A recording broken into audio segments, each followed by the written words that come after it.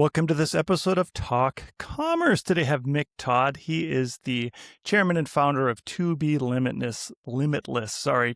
Mick, go ahead, do an introduction for yourself. Tell us your day-to-day role and one of your passions in life. Fantastic, Brent. First of all, a real pleasure to be here. Thank you for offering platforms like this. I think they're so valuable. So I'm the founder and chairman of To Be Limitless. As I explained to you, Brent, that's because I wasn't a great CEO. And so I needed to I've got great people underneath me and who work with me. We're a executive coaching, training and experience company that works in 40 different countries around the world, creating platforms for people to be at their very best, individual, organization, and team. So yeah, in a nutshell, that's what we do. That's awesome. And how about passions? What do you do outside of traveling all around the world? Yeah, wow, fantastic. I think if I look at it, my number one passion at the moment is family. Like I really love that level of connection that I have. I've got a great wife, two amazing kids, and I feel really privileged to have come from a great family myself. And with the amount of travel that I do, like getting connection time with them is something I'm really passionate about. Yeah, good. All right. Well, Mick, before we dive in, we're going to talk a little bit about coaching and maybe some how you can be a business coach, or we'll talk a little bit about that. Before we do that, I'm going to do the free joke project. I'm going to tell you a joke. You just give me a rating 8 through 13. So I have a somewhat family joke today. So here we go. I hate when my wife gets mad at me for being lazy. It's not like I do anything. Well, I'm going to give you a solid 11 for that, Brent. I love the shortness and it actually cut a little bit close to home because I just got off the phone from my wife in Brisbane. I'm in New Zealand currently, and she suggested that she'd done all the moving into our new home. So I feel like you've really hit the mark. A solid 11. There we Solid go. 11, right. Yeah, so brief. I mean, we talked a little bit in the green room. You're based in Dubai, so I mean, we talked a little bit about the business culture there. Yeah, just kind of give us how you ended up there, and give us the 10,000-foot view of To Be Limitless. Well, you and I are both entrepreneurs, so we understand that from a perspective, when you're an entrepreneur, you don't really want to join a queue that's too long. And if you line up in the queue, you want to make sure that when you get to the front of it, it was worth lining up for. So about 23 years ago, I looked around the world. I was starting out. I had a specific skill set. I was really confident about what the value we could create, but I wanted to find a place around the world where I thought the opportunity was large and the queue was relatively short, especially at that time. Dubai has obviously gone through an explosion of growth over that time. It's a really interesting part of the world to work, and the people that go there are risk takers. They're not reckless, but they're risk takers, and that really, I think, in a nutshell, captures the way that I'd wanted to be as a business owner, founder. I am my father's son, who he started his own business as well, and I really grew up in that world around connection, where relationships really matter, and Dubai is a space like that. Now, we've got a fantastic team all over the world, but that's where but Dubai is still HQ for To Be Limitless. Yeah, and I can resonate with that using some EO language here. 30 years ago, I decided in my head that I was going to open up a retail store in Dublin, and that was right as the Celtic Tiger started rolling. And for a short time, that was the best place to do business. They had 10% tax. Everything aligned. I guess it kind of fizzled out at the dot-com boom, but it sure was a fun time to get out. And my family was very young at the time. And we decided that maybe the U.S. was better at the time for our kids than Ireland. But anyways, I can really understand the adventure of trying something new and finding an opportunity in a place that is so, I mean, I guess Ireland's not a lot different than the U.S., but certainly Dubai is a lot different than Australia. So maybe talk a little bit about the difference in business culture and how you get through some of that and how you help coach all those different things, or is that an advantage? I think it's an advantage. I think one of the things that we have to remember as coaches is we're not coming with advice, we're coming with great questions. And we're always assuming that the entrepreneur, the business owner knows more knows everything they need to know about their business. They just need an unlock, or they might need to be re-energized or recommit or reimagine some pieces. So bringing that different perspective. We work in so many different industries that I'm not an industry expert in any of those pieces. My level of expertise is around coaching and asking the questions that act to unlock the brilliance inside people that have gone to found a business, start a business, or running large corporate organizations where they might just have a block at the moment around what them at their best would be doing. And so for me, that part, and that's why I think we've been able to go around the world. It's not industry specific or geography specific, it's working with great people specific. And interesting, and you and I, it's a sidebar for you and I, but I also lived in Dublin for 3 years as a young rugby player and rugby coach. So that's it's a different story, but it's something that you and I can connect around. Yeah. You still couldn't play at Croke Park though, right? As rugby, you could only play Irish football at the or yeah, I mean like whatever. Interestingly, I think Ireland evolved a lot. Whilst the rugby stadium, Aviva Stadium, was being built, there were a few rugby internationals played at Croke Park, which was a real growth, especially for people that know the history of Ireland. It was a massive moment. All right, we won't get caught up in that world, but Because we I do. can. So you've sparked it. You sparked some. So I think there's between a business owner and a user, the coaching experience is different, and I've recently struggled with how you talk to different people in different roles. So like we discussed, I'm an EO. So in EO, you just share, you never should on people, right? But as a Yeah. coach, and it's, in athletics, a lot of times you have to tell your athlete, you need to do it this way, you should do it this way, this is the way you're going to be successful, right? There's a difference between being authoritative and telling somebody that this is the way they should be doing it or could be doing it, or sharing it in a way and asking questions like you were saying. A lot of people don't take those questions in a way that helps them think, oh, maybe I could be doing it that way. Talk a little bit about that difference. Yeah, well, I always think, and I think we've all seen it, is if I come and tell you what to do, who owns it? Well, I do. If I come and ask a great question that opens up space for you to think about things differently and better, then I give people the opportunity to own their change. Now, whenever you take ownership of change away, you drive people into the drama triangle. Yeah. And they'll be stuck in the drama rather than the solution for their business. But if you can really challenge them through great questions to open up the space for them to take ownership, and no one will know their business or their experience like they will. And occasionally, if you can look at skills, attitude, and behavior, and occasionally, yeah, you do have to say, listen, I'm just going to take my coaching hat off here for a moment. Here's something I've observed. But even there, in that observation, tell me about that.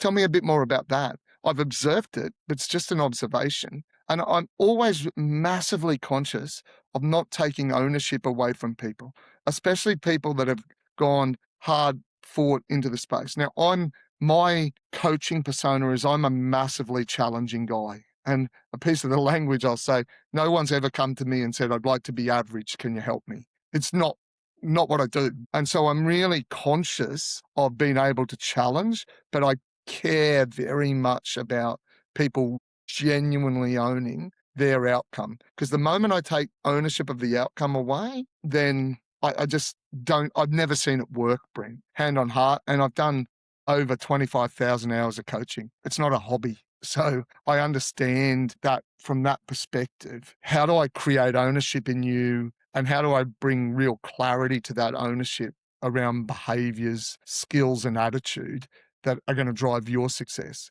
Because that's the other thing.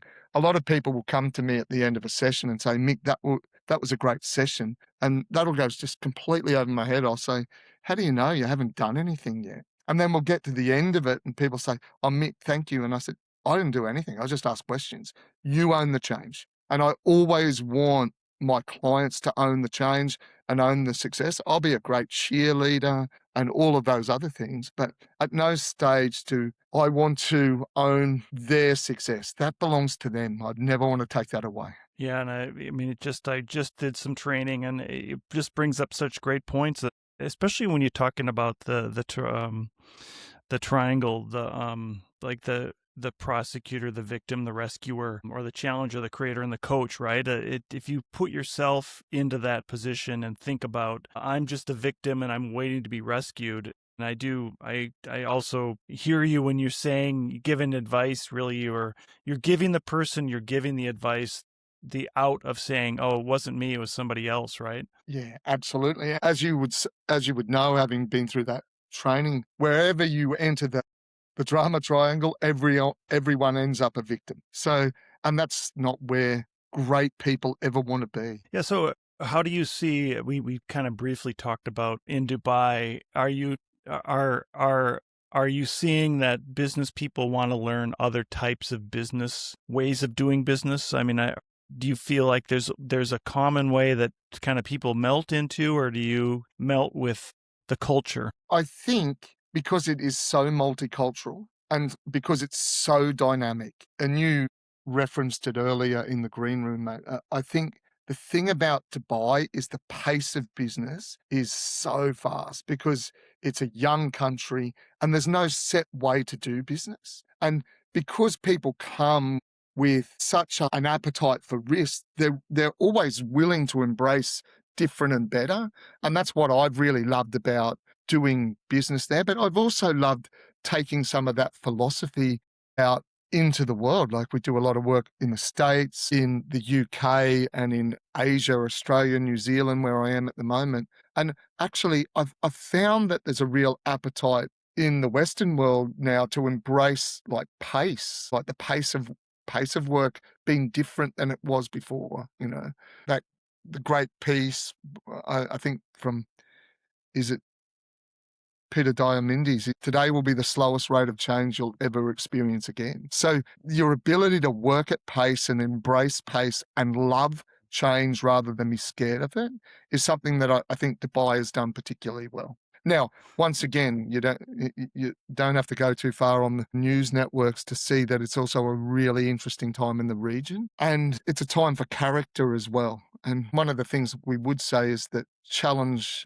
doesn't develop character, it reveals it. And so there's an opportunity for leaders at the moment to really reveal their character through the challenge that the region's going through. Dubai has always set itself up, and the UAE as a whole has set itself up to bounce back faster than anywhere else. It did so in COVID. I have confidence it will again. But once again, even with our people at the moment, we're not giving any advice. We're listening, and we're listening to what they're saying and looking to evolve and adapt with them so that they feel like they can bring their best selves to this time of opportunity, but also time of uncertainty. Yeah, and there's a little bit of a paradox because I see that, the ultimate entrepreneur is the one that pulls themselves up by their bootstraps, and they're not the victim. They're never going to be the victim, and they're just going to do what they're going to do. But then if you're like, I'll give myself as an example. I didn't discover that there was any other group or network that I could talk to that I could learn from other people, right? I think that my first experience was doing an EO accelerator cash day where it was completely free and they just gave me some information, and I'm like, wow, this is what it's like. I can learn from other people and they're not going to tell me what to do. It's like the best thing I could have discovered. So maybe talk a little bit about when, and I would say always, that people should be reaching out for coaching. Well, I have a coach because I think think it would be ridiculous if I didn't. If I was just saying it would be incongruent, wouldn't it? That I value coaching, but I don't do it myself. I think coaching is always valuable because of the nature of it. It's different from having a friend or even a it's about having someone that will act as a neutral sounding board for you and challenge you. Sure, celebrate with you, but really challenge you to think differently and better around what you already know about you at your best. It just, Socrates once famously said, learning is remembering. That's all it is. So helping you to remember you at your best and what would the best version of you do now? Of all the things you do well, what's the most important thing to really double down on at the moment. And I think having a coach is an investment, not a cost. It's an investment in the best version of you. And what and I think you and I have discussed this a bit before as entrepreneurs. What's the best investment you can make? Well, an investment in yourself. So I think that's a really important component of it for me, Brent, from that perspective. And I think also it's the leadership skill of the 21st century, because in the 21st century, people don't want to be led, definitely don't want to be managed. They expect to be coached. And lots of people think they're coaching, but they're really advising. And as you and I have described, once you do that, you pull yourself into the drama rather than coach, create, challenge. Yeah, I mean, that's great. How do you deal with then the accountability side? And Love I it. think Right. that, yeah, like how do you bring that up if the person you're coaching has the same issue over and over again and they're complaining about it, and I guess they're being the victim. How do you get somebody out of the victim into the hero role? Well, first of all, I need to take my responsibility for that. But once again, a great question for me. What what is it about the work we're doing at the moment that means you keep on coming with the same question? And that comes down in my very first session, question number 9 in my very first session will say, is now the right time for you to take on the responsibility of coaching? Because when it comes to coaching, 40% of it is how ready you are to change. 30% is the quality of our relationship. So I'm going to take my responsibility there. 15% is the tools, and I believe we've got world-class tools. And 15% is placebo, because if you think it's working, it's going to be really working. So, but that means 40% is how prepared you are. 30% is the relationship. There's 70% of it. 85%, then add 15% is placebo. 85% of it, you've got real control over. So if you're consistently turning up and things aren't changing, then, and occasionally I've done this, I've handed back money and said, listen, you're not ready for this at the moment. You might be in the future. And sometimes that's a ploy to really engage them, but sometimes it's a genuine observation of, you want the change to belong to me. That's not what a coach does. And you have to have the courage to do that as well. But also, I'll always come back. Remember question 9, you said, now's the right time for coaching. You told me that. Yeah. What is it about your behavior that's not shifting? And what do you need me to do differently to shift it? And the answer won't be, I need you to take responsibility for my change. Not going to happen. Yeah. Yeah, And we have a document called the accountability document as part of our coaching. And so I love the question. That's why I love the question. yeah, I think, and all, I think too, like incrementally learning these things, and hopefully some of that sticks. And what do you say to an older entrepreneur who says, "I'm too old to learn anything now. I'm kind of stuck in my ways. I can't, I can't learn." Brilliantly, I haven't. Most of the older entrepreneurs are the people that are exactly the opposite. Age is just they're not chronologically, they're chronologically young. They might be chronologically old, but they're mentally young around that. Not many older entrepreneurs survive with that type of mindset, to be honest, mate. So I don't come up against that. I actually come up against, what's really interesting is at the other end of the scale, mate, people who come with a young, fixed mindset around, this is my way, it's the only way. That's actually more challenging, is because older entrepreneurs tend to have the T-shirts that have got them there, yeah? Whereas sometimes I think it's much more to do with mindset, mate, if I'm honest. It doesn't have much to do with chronological age. It has to do with mental agility, growth mindset. That's a bigger thing for me than chronological age, yeah. Yeah, and I think, I mean, I'm going to agree with you, and it was kind of a loaded question, but the younger entrepreneur may think they already know everything and that they're not going to get. Maybe they're the hardest to coach. I don't know, but a lot of times they come into it thinking, "Well, you're the old guy. Like, what do you know? You don't know about this, all these new things that are happening, right?" But part of that is wisdom that you're taking on, and is if you can continue to hold on to all that knowledge that you've had over the last 20 or 30 years, it's going to be a definite advantage over anybody that doesn't have that experience. And I think one of the great US entrepreneurs, Josh Waitzkin, had that great statement: strong beliefs loosely held. You need to have strong beliefs to start, but you shouldn't be choking the death out of them. You should be holding them loosely so that you can add knowledge on top of it. And that's real wisdom, I think, for me is important, is knowledge applied. You're not wise by knowing things. You're wise when you can apply what you know into high stakes situations. It's not being able to apply it when it's easy. Most fools can apply things when it's easy. What do you like when the pressure's on and they're high stakes? Can you apply your knowledge in that situation and create value? That's real wisdom for me. Stress What test kind it. of parallels have you seen from being in athletics, from being in business? What kind of crossovers can you see as a coach, especially in helping entrepreneurs get through something? Well, I think, first of all, to encourage them from the perspective, I think sport is easier than business because sport is all, like your 3 o'clock kickoff or your 3 o'clock center isn't going to change. You know that time's set in and it's about performance for 4 quarters, 2 halves, whatever it is.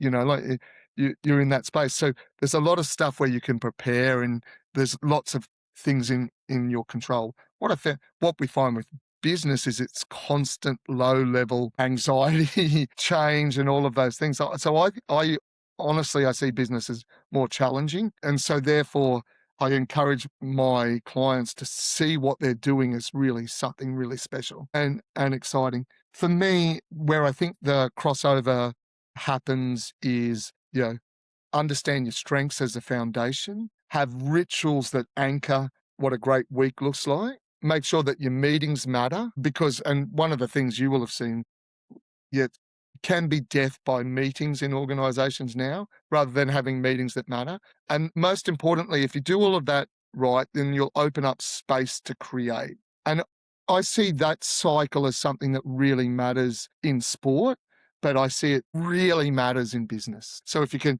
what do we do best? What are our strengths, both individually and collectively? What are the rituals that anchor a great week for us that let us repeat and compound around great weeks? What are the meetings that matter? How does that open up space for us to create? Okay. And it's the space between the notes that makes the music. So if you can get it, if you can open up that space, then you can make your own very special sort of music, which I think is so important. Yeah. So we do have a few minutes left, and as we close out, I give everybody a chance to do a shameless plug. Before that, I do want to give EOS a plug, Entrepreneur's Operating System, because I'm a big believer in the L10 meeting, which you don't have to subscribe to the framework at all. Just start your meeting on time, have a structure, and end your meeting on time. It's the best thing that ever happened to me, and I can speak from experience that I've helped a lot of organizations, and one particular company stopped their L10 meetings and they went from 60 minutes to rambling 90 and 2 hour meetings, and it was a complete waste of time. So if I could offer anybody a bit of wisdom, which I don't know if I even can, the L10 meeting, look it up, is a great way of doing great meetings. But Mick, I think yeah, that's go ahead. so Sorry. important. No, keep going, Matt, because all I was going to do was double down on it. I like double down on your insight because I think if you've got meetings that matter and that you've got the right people in the meeting and you're open, that opens up space for people because, you know, my number one non-human relationship is my relationship with time. And if you ask me the question to say, Mick, what are most of your coaching sessions about? Well, they're about the quality of people's time. How do we improve the quality of people's time? And 90-minute rambling meetings that end with no outcome and no follow-up action just create anxiety for people. Therefore is not just 90 minutes. You've probably wasted a week, maybe two. So, and no one has that luxury. Yeah, that's such a great. All right, so now we can do a shameless plug. So, Mick, as we close out, I gave everybody a chance to do a shameless plug about anything they like, and whatever it is that you want to promote today, this is your opportunity. I would like to promote our APC, which is our accredited performance coach, both level 1 and level 2, ICF accredited course. It's run by my brilliant business partner, Peter Charles Turner, and my partner here in Australia and New Zealand, Tony Martin. As I would say about those two partners, outside marrying my wife, the best decision I've ever made is to get into business with those two guys. The 2B APC is a game changer in terms of leadership, coaching, but also self awareness. And I would say I'm really fortunate to have gone through a great coach training. But and then the fact I've built a great business on the back of it, awesome. What it helped me understand about myself was the real game changer. And I'd wish anyone that sort of success. And when you're looking for coaching, ICF accredited is the gold standard. And I do believe that no one does it better than Peter and Tony anywhere in the world. That's awesome. Mick Todd is the chairman and founder of To Be Limitless. Thank you so much for being here today. Fantastic, Brent. What a privilege to spend time with you.